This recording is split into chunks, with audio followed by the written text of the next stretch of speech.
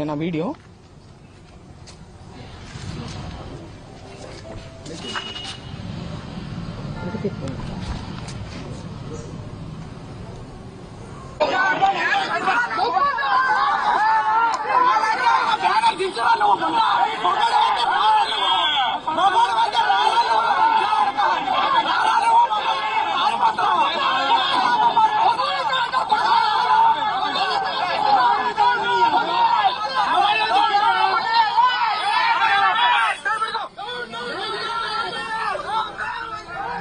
ఈవిడ ఒక మహిళ, ఆవిడ ఉపయోగించిన లాంగ్వేజ్ మీరు చూశారు. రెచ్చగొట్టి కావాలని ఎటువంటి పదజాలాన్ని ఇవాళ వాళ్ళు ఖండిస్తున్నారో అటువంటి పదజాలాన్ని ముందుగా ప్రథమంగా ఆయన మీద ప్రయోగించి ఆయన్ని రెచ్చగొట్టే ప్రయత్నం చేశారు. ఆ రెచ్చగొట్టిన ఆ హీట్ ఆఫ్ ద మూమెంట్ లో ఆయన ఒక రకంగా రియాక్ట్ అవడం జరిగింది. దాన్ని వెంటనే ప్రెస్ మీట్ పెట్టి, ఇంటికి వచ్చిన వెంటనే కూడా ఆయన ప్రెస్ మీట్ పెట్టి నేను అలా అనుండాల్సింది కాదు అని క్లియర్ గా ఆయన చెప్పారు. నేను అన్నది చంద్రబాబు గారిని కాదు, నేను నా మీద దాడికి వచ్చిన వాళ్ళని నేను అన్నాను. ఆయన ప్రజల చేత ఎన్నిక అవ్వబడినటువంటి సీఎం, ఆయన అనే ఉద్దేశం నాకు లేదు అని ఆయన వెంటనే చెప్పారు. ఇలా చెప్పే దమ్ము ఎవరికుందండి? ఇంతకు ముందు చంద్రబాబు నాయుడు గారు నేను రాజకీయాలు మాట్లాడాలని కాదు, నేను ప్రత్యక్ష రాజకీయాల్లో లేను, ఈ సందర్భంలో అది ప్రస్తావించాల్సిన అవసరం ఉంది, దానికి ఒక ప్రాముఖ్యత ఉంది. చంద్రబాబు గారు ఒక పబ్లిక్ మీటింగ్ లో మాట్లాడుతూ జగన్ గారిని ఉద్దేశించి ఆయన ఒక మాట అనడం జరిగింది, నీ పుట్టుకే తప్పుడు పుట్టుక అని. ఇది హీట్ ఆఫ్ ద మూమెంట్ లో అన్న మాట కాదండి, చాలా ప్రిపేర్డ్ గా ఒక పబ్లిక్ మీటింగ్ లో ఆయన దీన్ని మాట్లాడారు. దాని గురించి ఆయన ప్రెస్ మీట్ పెట్టి నేను అలా అనుండాల్సింది కాదని ఎప్పుడైనా చెప్పారా? ఇలాంటి ఎగ్జాంపుల్స్ ఇంకా చాలా ఉన్నాయి. కానీ రాంబాబు గారు చెప్పారు, ఆయన అన్నది హీట్ ఆఫ్ ద మూమెంట్ లో, దాన్ని నేను అలా అనుండాల్సింది కాదని ఆయన చెప్పడం జరిగింది. చెప్పిన తరువాత కూడా నేను లీగల్ కాన్సిక్వెన్సెస్ ఫేస్ చేస్తాను, నేను ఎక్కడే ఉంటాను, నేను ఎక్కడికి పారిపోను అని చెప్పిన తర్వాత కూడా ఒక ప్రజాస్వామ్యంలో, ఒక గవర్నెన్స్, ఒక లా అండ్ ఆర్డర్ ఉన్న స్టేట్ లో పోలీసుని పూర్తిగా నిర్వీర్యం చేసి విపరీతమైన దాడులు చేశారు. ఆయన మీద హత్యాయత్నం చేశారు. కత్తులు, కర్రలు. మా నాన్నగారు ప్రెస్ మీట్ ముగించుకుని ఆఫీస్లోకి వెళ్లారు. ఇది అందరూ చూశారు అక్కడ, పోలీసులు, ప్రెస్ అందరికీ తెలుసు. ఇంట్లో లేడీస్ మాత్రమే ఉన్నామని కూడా తెలుసు. లేడీస్ ఉన్న ఇంట్లోకి మగవారిని మూకుమ్మడిగా పంపి, ఈ సందర్భంలో నేను గల్లా మాధవి గారిని అడుగుతున్నాను, ఇది మీకు ఏ నైతిక విలువ ఉందని చెప్పి మీరు క్షమాపణ కోరుతున్నారు అంబటి రాంబాబు గారి దగ్గర నుంచి? నేను అంబటి రాంబాబు గారి వ్యాఖ్యల్ని నేను సమర్థించట్లేదు, ఆయనే సమర్థించుకోలేదు కదా. హీట్ ఆఫ్ ద మూమెంట్ లో నేను అన్నాను, నేను అలా అనుండాల్సింది కాదని ఆయనే చెప్పారు. మీకే నైతిక విలువ ఉందని చెప్పి మీరు, మీ హస్బెండ్, లేడీస్ మేము ఇక్కడ ఉంటే మీరు తాగి ఉన్నటువంటి మగవారిని మా మీదకి రెచ్చగొట్టి పంపిస్తూ ఇంట్లోకి వెళ్ళమని, వాళ్ళు అద్దాలు మీరు చూడొచ్చు, కారు ఎలా పగలగొట్టారు, అద్దాలు, పైన అద్దాలు, పక్కన తలుపులు అన్ని పగలగొట్టుకుని లోపలికి రావాలని చూసారు. లోపల కేవలం ఆడవారు మాత్రమే ఉన్నాం. నేను, మా మదరు, మా సిస్టరు, మా పిల్లల్ని పెట్టుకుని మేము ఉన్నాం. హోమ్ మినిస్టర్ అనిత గారిని కూడా నేను సూటిగా ప్రశ్నిస్తున్నాను, దీన్ని మీరు సమర్థిస్తారా? మీరు ఆడవారి మర్యాద దెబ్బతిందనే ప్రాసెస్ లో మీరు దాడి చేస్తూ మీరు అటాక్ చేసింది ఆడవాళ్ల మీదనే. ఇది ఏ రకంగా సమంజసం? ఇది ఏ రకంగా న్యాయం? నేను ఇదే సందర్భంలో పవన్ కళ్యాణ్ గారిని కూడా అడగాలనుకుంటున్నాను. కాపు సామాజిక వర్గంలో నేను పుట్టినందుకు చాలా గర్వపడుతున్నాను. అయితే ఇవాళ మీ బలం చూసుకొని కాపు కులస్తులందరూ ఆళ్ల పట్లే ఉన్నారు అనే ఒక బలాన్ని చూసుకొని ఇవాళ కాపు మహిళలమైన మమ్మల్ని తిడుతూ, కాపు అనే కుల ప్రస్తావనతో పాటు బూతులను జోడించి, లకారాలు జోడించి మమ్మల్ని తిడుతూ స్త్రీలని మా ఇంటి మీద దాడి చేసి ఇవన్నీ పగలగొట్టారు. దీనికి పవన్ కళ్యాణ్ గారి బలము అడ్వాంటేజ్ గా తీసుకున్నారు వాళ్ళు. కాబట్టి పవన్ కళ్యాణ్ గారు బాధ్యత వహించి దీన్ని ఖండించాలి. తల్లులందరికీ ఉన్నారండి. రాంబాబు గారు తల్లిని మీరు ఎప్పుడైనా చూడొచ్చు, ఆయన ఎప్పుడు ఒక బార్డర్ క్రాస్ చేసి అసభ్య పదజాలంతో ఏది మాట్లాడరు. మాట్లాడినప్పుడు క్షమాపణ చెప్తారు, లేదంటే నేను అలా ఉండాల్సింది కాదని కూడా చెప్పారు. మీ తల్లిని అన్నది ఎవరు? పవన్ కళ్యాణ్ గారు. తల్లులనే సాంప్రదాయం ఎక్కడుందో మీ మనసుకు తెలుసు. పురంధేశ్వరి గారు మాట్లాడుతూ చంద్రబాబు నాయుడు గారు తల్లిని అన్నారని చెప్పి ఆవిడ అన్నారు. నేను చూశాను ఆ వీడియో. నేను ఒక మహిళగా అడుగుతున్నాను, చంద్రబాబు నాయుడు గారు జగన్ గారిని మీ పుట్టుకే తప్పుడు పుట్టుక అని అన్నారు, ఇందులో జగన్ గారి తల్లిని అన్నట్టు కాదా? దీని గురించి ఆవిడ అభిప్రాయాన్ని చెప్పాలి, దీన్ని కూడా ఆవిడ ఖండించాలి కదా.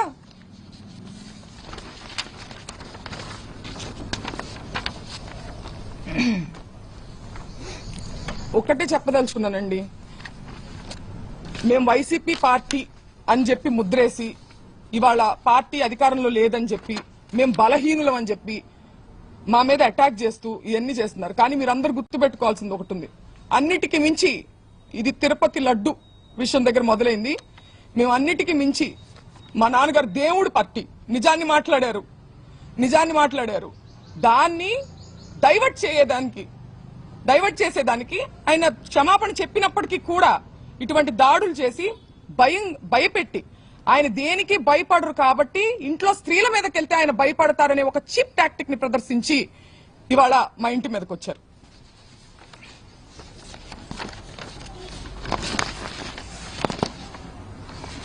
నిజంగా వాళ్ళకి వాళ్ళ తల్లిగారిని అన్నారు అనే కోపం ఉందా, లేకపోతే దాని చాటుగా దాన్ని అడ్డు పెట్టుకొని ఆయన వాగ్దాటితో వాళ్ళు చేసేటువంటి తప్పుల్ని ప్రజల్లోకి తీసుకెళ్తున్నారని ఒక కక్ష సాధింపుగా దాన్ని వంక పెట్టుకుని చేసినట్టుగా అనిపిస్తుందండి.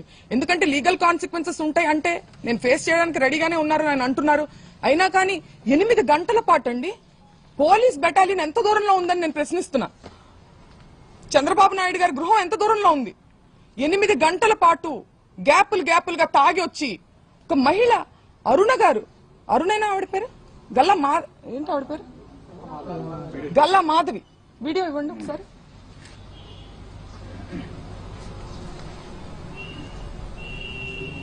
ఈ రోజు మేము ఖచ్చితంగా దాడికి దిగబడ్డాము. మేమందరం కూడా ఈ రోజు మేము ఖచ్చితంగా దాడికి దిగబడ్డాము. మేమందరం కూడా ఈ రోజు మేము ఖచ్చితంగా దాడికి దిగబడిందంట ఆవిడ.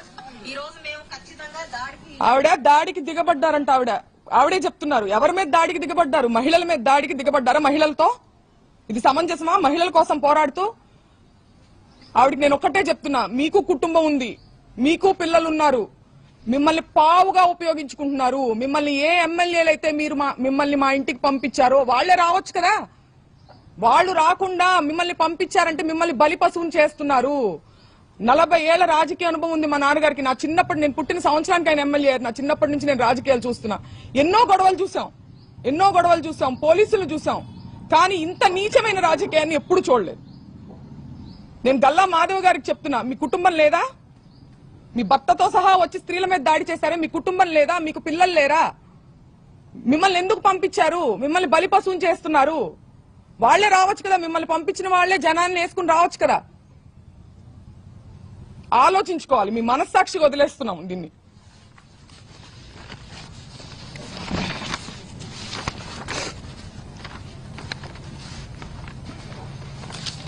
పీకే గారు, పవన్ కళ్యాణ్ గారు చాలా సందర్భాల్లో మహిళల సేఫ్టీ గురించి మాట్లాడడం జరిగింది.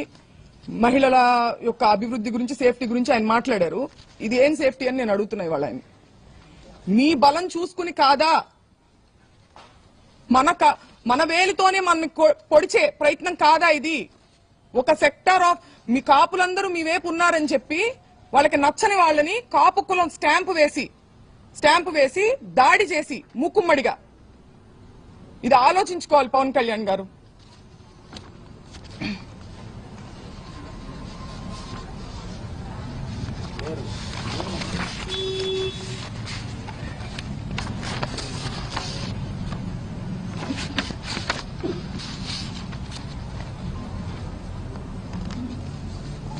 కుటుంబాన్ని టార్గెట్ చేయడం, కుటుంబంలో మహిళల్ని టార్గెట్ చేస్తే అంబటి రాంబాబు గారు భయపడతారు అనుకోవడం.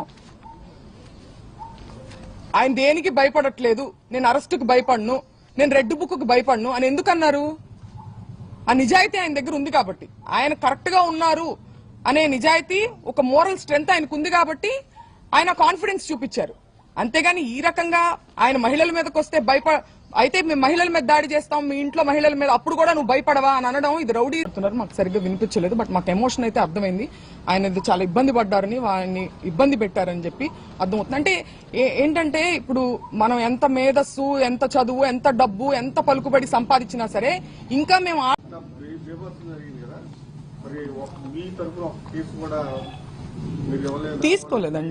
తీసుకోలేదు. మేము పెట్టడానికి ప్రయత్నిస్తున్నాం. పెట్టారు ఆల్రెడీ, ఇప్పుడు కూడా మేము పెడతాము. మా మదర్ కూడా సెక్యూరిటీకి ఇమీడియట్ గా 8 గంటల పాటు జరిగిందండి ఇది దాడి. అంటే ఏదో ఒక క్షణంలో వచ్చేసేసి దాడి చేస్తే వెంటనే పోలీసు వచ్చి కంట్రోల్లో తీసుకోలేకపోయారంటున్నా. తీసుకోలేదు, కావాల్సి తీసుకోలేదు. ఎందుకంటే 8 గంటల పాటు జరగదు కదండి. ఒక లా అండ్ ఆర్డర్ ఉన్న స్టేట్ లో ఎంత దూరం ఉంది ఇక్కడ నుంచి? డీజీపీ ఆఫీస్ కావచ్చు, లేకపోతే పోలీస్ బెటాలియన్ కావచ్చు, ఎంత దూరంలో ఉంది? వాళ్ళు కంట్రోల్ చేసుకోవాలంటే కంట్రోల్ చేయొచ్చు కదా. ఆ రోజు దాదాపు పోలీసులు కూడా ఇక్కడే ఉన్నారు. వాళ్ళు ఎంతమంది ఉన్నారో రౌడీలు, పోలీసులు కూడా అంతే మంది ఉన్నారు. అవును. ఎందుకంటే కనీసం లాఠీ చార్జ్ చేయడం కానీ ఏమీ చేయలేదండి, ఏమీ చేయలేదు. మేము వింటూనే ఉన్నాం స్త్రీలందరం. అసలు ఎక్స్పెక్ట్ చేయలేదు కాబట్టి మేము అక్కడే ఉన్నాం, ఖాళీ చేయకుండా మహిళల లోపలే ఉన్నాం. లేకపోతే ముందుగానే వెళ్ళిపోయేవాళ్ళం. దాదాపు రాంబాబు గారు కొన్ని దశాబ్దాల నుంచి ఉన్నారు. ఇలాంటి పరిస్థితి ఎప్పుడన్నా స్టేట్ లో ఎక్కడ చూసారా? నేను చూడలేదండి. నాకు చిన్నప్పటి నుంచి నేను రాంబాబు గారిని చూస్తున్నాను. ఆయన రాజశేఖర రెడ్డి గారితో పాదయాత్ర చేసిన దగ్గర నుంచి, తర్వాత ప్రతిపక్షంలో చాలా సార్లు ఉన్నారు. ఎన్నో గొడవలు, పోలీసులు, ఇవన్నీ మాకు పరిచయం లేని విషయాలు ఏం కాదు. మేము చిన్నప్పటి నుంచి ఫేస్ చేస్తున్నవే. కానీ ఇంత మా మీదకొచ్చి, మహిళల మీదకొచ్చి, అంటే మహిళలను అడ్డం పెట్టుకుని ఆయన్ని బెదిరించే ప్రయత్నం ఇది. దీన్ని ఖండిస్తున్నా. అంబట్రాంబాబు గారు అడిగేదానికి ఆన్సర్ లేక ఇలా చేస్తున్నారంటే అంబట్రాంబాబు వాయిస్ ను ఆపడానికే ఉన్న ప్రయత్నం చేస్తున్నారు. ఖచ్చితంగా అదే కదండి. అంబటి రాంబాబు గారు ఎక్కడా దొరకట్లేదు. ముందుగానే ఇప్పుడు దొరికింటే ఎప్పుడో ఆయన్ని ఇబ్బంది పెట్టేవాళ్ళు. ఎక్కడా